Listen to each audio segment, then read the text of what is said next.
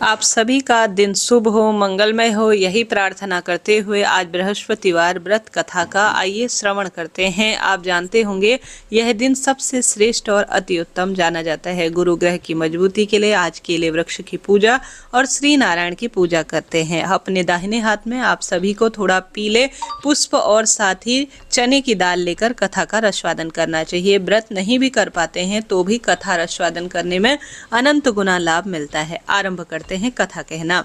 किसी गांव में एक साहूकार रहता था जिसके घर में अन्न वस्त्र धन की कोई कमी नहीं थी, परंतु इसकी स्त्री बहुत ही कंजूस थी। किसी भिक्षार्थी को कुछ भी नहीं देती थी, सारे दिन घर के कामकाज में लगी रहती थी। एक समय एक साधु महात्मा बृहस्पतिवार के दिन उसके द्वार पर आए और भिक्षा की याचना की। स्त्री उस समय घर के आंगन को लीप रही थी। इस कारण साधु महाराज कहने लगे कि महाराज, इस समय तो मैं घर को लीप रही हूँ, आपको कुछ भी नहीं दे सकती, फिर किसी अवकाश के समय आना। साधु महात्मा खाली हाथ चले गए। कुछ दिन के पश्चात वही साधु महाराज आए, उसी तरह भिक्षा मांगी। साहूकारनी उस समय लड़के को खिला रही थी और कहती है, महाराज मेरे पास तो समय ही नहीं है, इसलिए आपको भिक्षा नहीं दे सकती। तीसरी बार महात्मा आए तो उन्होंने टाल दिया, परंतु महात्मा जी कहने लगे कि यदि तुमको बिल्कुल ही अवकाश हो जाए तो क्या तुम भिक्षा दो कि? साहूकारनी कहने लगी, हाँ जी बिल्कुल, यदि ऐसा हो जाए तो आपकी बड़ी कृपा होगी। साधु महात्मा जी कहने लगे कि अच्छा, मैं एक उपाय बताता हूँ। तुम बृहस्पतिवार के दिन चढ़ने पर उठना और सारे घर के झाड़ू लगाकर एक कोने में पूरा कचरा इकट्ठा कर देना और घर का चौका इत्यादि भी मत लगाना। फिर स्नान आदि करके घर वालों से कहना कि सब दाढ़ी मूछ बनवाए, रसोई बनाकर चूल्हे के पीछे रख देना। ऐसा करते रहना हर बृहस्पतिवार। अंधेरा होने के बाद पूरी तरह से दीपक जलाना। बृहस्पतिवार को पीले कपड़े कभी मत पहनना, न ही पीले रंग की चीज़ों का भोजन करना। यदि तुम ऐसा करोगी तो तुम्हारे घर पर तुम्हें कोई भी काम नहीं पड़ेगा। साहूकारनी ने ऐसा ही किया। बृहस्पतिवार को दिन चढ़ने पर उठी, झाड़ू लगाकर कूड़े को घर में जमा कर दिया। पुरुषों ने भी दाढ़ी मूछ बना ली, भोजन बनाकर चूल्हे के पीछे रख दिया। वह सब बृहस्पतिवार को ऐसा ही करती थी। अब कुछ समय बीत जाने के बाद घर में खाने को एक भी दाना नहीं रहा। थोड़े ही दिन में वही महात्मा फिर आए और भिक्षा मांगी, परंतु सेठानी ने कहा कि महाराज मेरे घर में तो खाने को अन्न नहीं है, तुमको क्या दे सकती हूँ? तब महात्मा ने कहा कि जब तुम्हारे घर में सब कुछ था तब भी तुम्हें दान पुण्य करने को कोई भी चीज़ नहीं थी, न तुम्हारे पास समय था, नहीं तुम्हारे पास वस्तु। अब पूरा अवकाश है, तब भी तुम हमें कुछ नहीं दे रही हो। तुम क्या चाहती हो वह करो। तब सेठानी ने हाथ जोड़कर क्षमा प्रार्थी हुई और बताया कि हे महाराज जी, कोई ऐसा उपाय बताओ जिससे पहले की भांति मेरे घर में धन धान्य हो जाए। अब मैं प्रतिज्ञा करती हूँ कि अवश्य ही जैसा आप कहेंगे वैसा मैं करूँगी। तब महात्मा जी ने कहा, बृहस्पतिवार को प्रातःकाल उठकर स्नान इत्यादि से निवृत्त होकर घर को गौमाता के गोबर से लीपो और पुरुष भी हजामत इस दिन बिल्कुल भी ना बनाए और साथ ही भूखों को अन्न और जल दिया करो।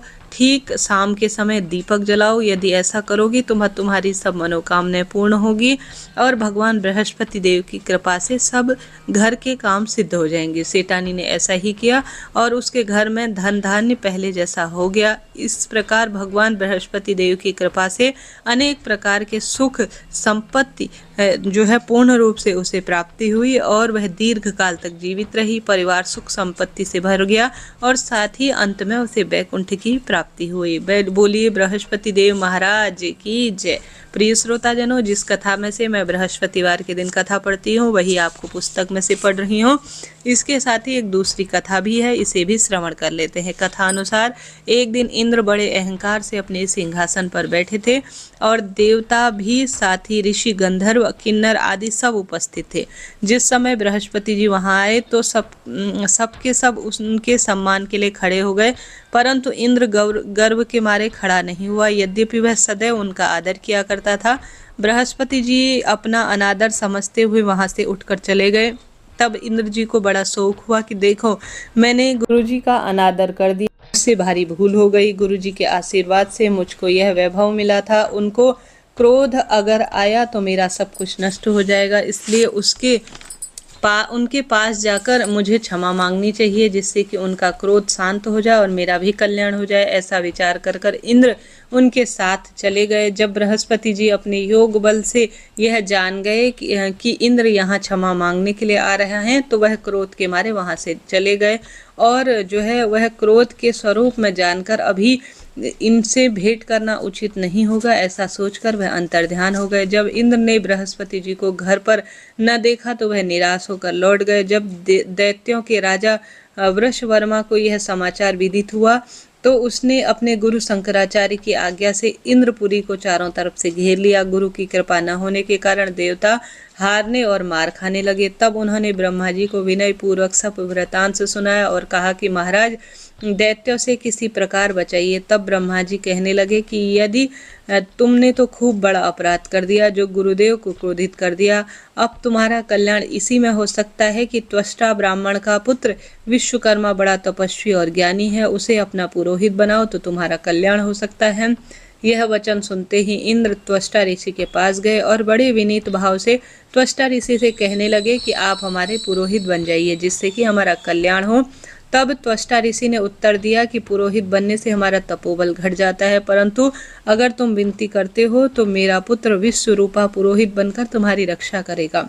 विश्वरूपा ने अपने पिता की आज्ञा मानकर पुरोहित बनकर ऐसा यत्न किया कि हरि इच्छा से इंद्र वृषवर्मा से युद्ध जीतकर अपने इंद्र सिंहासन पर स्थित हुआ। विश्वरूपा के 3 मुख हुए। एक मुख से वह सोमपल्ली लता का रस पीते थे, दूसरे मुख से मदिरा पीते थे, तीसरे मुख से अन्न भोजन ग्रहण किया करते थे।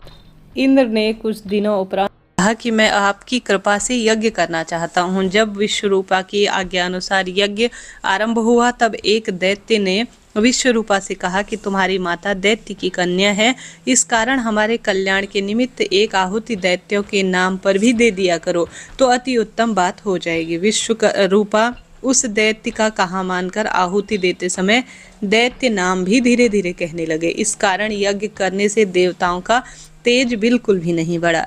इनने यह वृतांत जानते ही क्रोधित होकर विश्वरूपा के 3 सर काट डाले। मद्यपान करने वाला भौरा, सोमपल्ली पीने वाले से कबूतर और अन्न खाने वाले मुख से तीतर बन गया। विश्वरूपा के मरते ही इंद्र का स्वरूप ब्रह्म हत्या के प्रभाव में बदल गया। देवताओं के 1 वर्ष पश्चाताप करने पर भी ब्रह्म हत्या का वह पाप बिल्कुल भी नहीं छूटा। तो सब देवताओं के प्रार्थना करने पर ब्रह्मा जी बृहस्पति जी के सहित वहां पहुंचे। उस ब्रह्म हत्या के 4 भाग किए गए, उसमें से 1 भाग पृथ्वी को दिया गया। इस कारण धरती कहीं कहीं सी ऊंची नीची और बीज बोने लायक अतः हो जाती है। साथ ही ब्रह्मा जी ने यह वरदान दिया कि जहाँ पृथ्वी पर गड्ढा होगा कुछ समय बाद वह स्वयं ही भर जाएगा। दूसरा वृक्षों को दिया गया, जिससे कि उसमें से गोंद बनकर बहता रहता है। इस कारण गूगल के अतिरिक्त सब गोंद अशुद्ध रूप में माने जाते हैं। वृक्षों को यह वरदान दिया कि ऊपर से सूखने पर भी फिर से जड़ फूट जाएगी। तीसरा भाग स्त्रियों को दिया।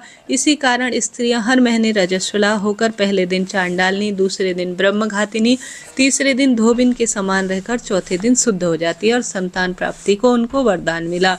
चौथा भाग जल को दिया गया, जिसमें फेन और सिवाल आदि जल के ऊपर आ जाते हैं।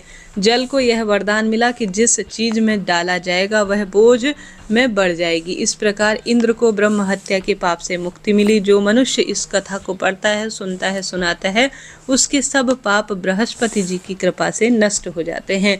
प्रिय श्रोताजनों, इस तरह से यह मैंने आपको कथा सुनाई। आइए बृहस्पति देव भगवान की कथा भी गा लेते हैं। ओम जय बृहस्पति देवा, स्वामी जय बृहस्पति देवा, छिन्न छिन्न भोग लगाऊं कदली फल मेवा। ओम जय बृहस्पति देवा, तुम पूर्ण परमात्मा, तुम अंतर्यामी, स्वामी तुम अंतर्यामी, जगत पिता जगदीश्वर, तुम सबके स्वामी। ओम जय बृहस्पति देवा, चरणामृत निज निर्मल सब पातक हरता, प्रभु सब पातक हरता, सकल मनोरथ दायक कृपा करो भरता। ओम जय बृहस्पति देवा, तन मन धन अर्पण कर जो जन शरण पड़े, प्रभु जो जन शरण पड़े, प्रभु प्रकट तब होकर आकर द्वार खड़े। ओम जय बृहस्पति देवा दीन दयाल दयानिधि भक्तन हितकारी। प्रभु भक्तन हितकारी पाप दोष सब हरता भव बंधन हारी। ओम जय बृहस्पति देवा सकल मनोरथ दायक सब संशय तारो। प्रभु सब संशय तारो विषय विकार मिटाओ संतन सुखकारी। ओम जय बृहस्पति देवा जो कोई आरती तेरी प्रेम सहित गावे। प्रभु प्रेम सहित गावे ज्येष्ठानंदन बंद सो निश्चय पावे। ओम जय बृहस्पति देवा। प्रेम से बोलिए विष्णु भगवान की जय, बृहस्पति देव भगवान की जय। प्रिय श्रोताजनों, इस तरह से यह मैंने पुस्तक में से आपको बृहस्पति भगवान की कथा सुनाई। आपके लिए यह वीडियो उपयोगी रहा हो तो आप लाइक करें, शेयर करें और कमेंट्स बॉक्स में जय बृहस्पति देव महाराज लिखना न भूलें।